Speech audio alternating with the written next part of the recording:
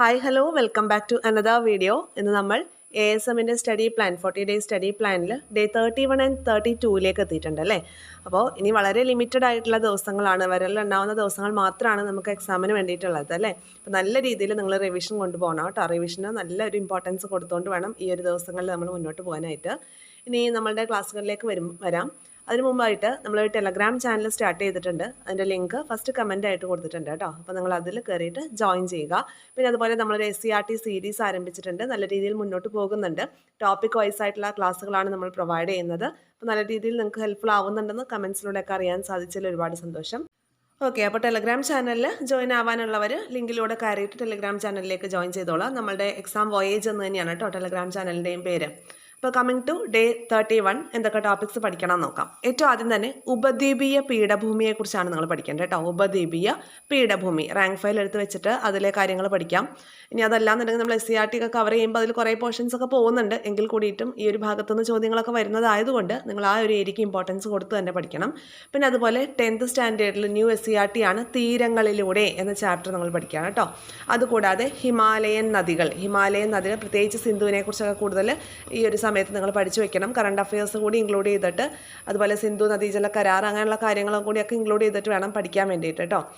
പിന്നെ വരുന്നത് ഇംഗ്ലീഷിൽ MEM സീരീസ് ആണല്ലോ നമ്മൾ കണ്ടിന്യൂ ചെയ്തുകൊണ്ടിരിക്കുന്നത്. അപ്പോൾ അത് നിങ്ങൾ അതുപോലെ തന്നെ കണ്ടിന്യൂ ചെയ്യുക. എക്സാം വരെ ആ രീതിയിൽ തന്നെ നിങ്ങൾ ഫോക്കസ് ചെയ്ത് പഠിക്കുക കേട്ടോ.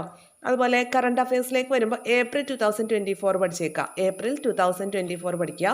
പിന്നെ റിവിഷനിലേക്ക് വരുന്നത് ഡേ 19ലെ കാര്യങ്ങളാണ് റിവിഷൻ ചെയ്യേണ്ടത്. ഡേ 19 എന്ന് പറയുമ്പോൾ ഗുരുത്വാകർഷണമാണ്. ഗുരുത്വാകർഷണവുമായി ബന്ധപ്പെട്ട് നമുക്കൊരു SCRT ലെസൺ ഒക്കെ ഉണ്ട്. അപ്പോൾ അതൊക്കെ നിങ്ങൾ നോക്കുക. അതുപോലെ പ്രധാനപ്പെട്ട അവാർഡുകൾ, പിന്നെ cyber laws and cyber crimes important ആയിട്ട് നോക്കിയിരിക്കേണ്ട ഏരിയ ആണ്. ഈ ഭാഗത്തുനിന്ന് ചോദ്യങ്ങൾ വരും കേട്ടോ. അപ്പോൾ ഇത്രയും കാര്യങ്ങൾ റിവൈസ് ചെയ്ത് വരിക. അപ്പോൾ ഡേ 31 കഴിയും. അപ്പോൾ ഞാൻ കുറച്ചൊന്ന് ടോപ്പിക്ക് ടൈറ്റ്നസ് കുറച്ചാണ് ഇട്ടിരിക്കുന്നത്. കാരണം എക്സാമിനോട് അടുപ്പിച്ച് ഇനി 10 ദിവസമാണ് നമ്മൾക്കുള്ളത്. അപ്പം നമ്മൾ എത്രയൊക്കെ ഒരാൾ നമ്മളെ സപ്പോർട്ട് ചെയ്യാനുണ്ടെന്ന് പറഞ്ഞാലും നമുക്ക് നമ്മളുടേതായ രീതിയിലൊരു പഠനം നടത്തേണ്ടതുണ്ടല്ലോ. അപ്പോൾ ഇത്രയും പഠിച്ചു കഴിഞ്ഞിട്ട് നിങ്ങൾ ബാക്കിയുള്ള സമയമൊക്കെ റിവിഷൻ ചെയ്യാൻ വേണ്ടിയിട്ട് നമുക്ക് ഇമ്പോർട്ടൻ്റ് ആയിട്ട് ചെയ്യണം എന്ന് തോന്നുന്ന കാര്യങ്ങളൊക്കെ നിങ്ങളുടേതായ രീതിയിലും കൂടി ഒന്ന് റിവിഷൻ ചെയ്യുക കേട്ടോ. അപ്പോൾ അതിന് വേണ്ടിയിട്ടാണ് കുറച്ചൊരു ടൈറ്റ്നസ് കുറച്ചിട്ടിരിക്കുന്നത്. ഇനി ഡേ 32ലേക്ക് വരാം. ഡേ 32ൽ ഹാർഡ്വെയർ ആൻഡ് സോഫ്റ്റ്വെയർ ആണ് പഠിക്കേണ്ടത്. കമ്പ്യൂട്ടറിൽ ഹാർഡ്വെയർ ആൻഡ് സോഫ്റ്റ്വെയർ പഠിക്കുക.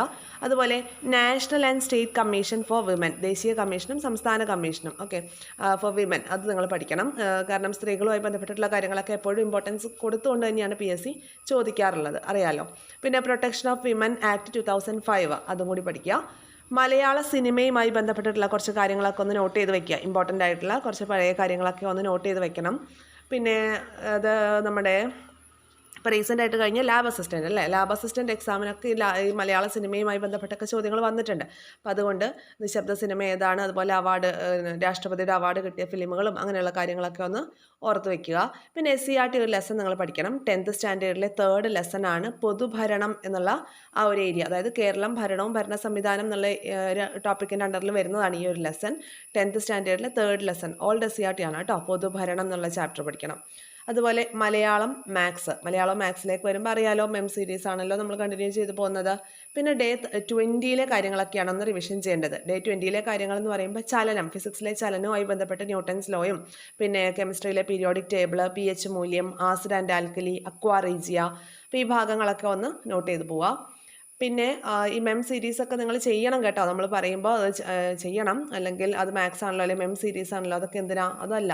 അത് നല്ല രീതിയിൽ ചെയ്താൽ നമുക്ക് അതിൻ്റെ ഒരു പ്രോഗ്രസ് എക്സാമിൽ തീർച്ചയായിട്ടും കാണാൻ വേണ്ടി സാധിക്കും. നമ്മൾക്കൊരു പ്രോഗ്രസ് തീർച്ചയായിട്ടും ഉണ്ടാവും. അപ്പോൾ അതിൻ്റെ മെച്ചം നമുക്ക് എക്സാമിൻ്റെ മാർക്കിലും റിഫ്ലക്റ്റ് ചെയ്ത് കാണും. അപ്പോൾ തീർച്ചയായിട്ടും ഈ കാര്യങ്ങളൊക്കെ നിങ്ങൾ ചെയ്യുക, പഠിക്കുക, നല്ല രീതിയിൽ സമയം വിനിയോഗിക്കുക. ഓക്കെ, ഇത്രയൊക്കെ കാര്യങ്ങളാണ് പറയാനായിട്ടുള്ളത് കേട്ടോ. അപ്പോൾ താങ്ക് യു ഓൾ. എല്ലാവരും നന്നായിട്ട് തന്നെ പഠിച്ചോളാം. Thank you.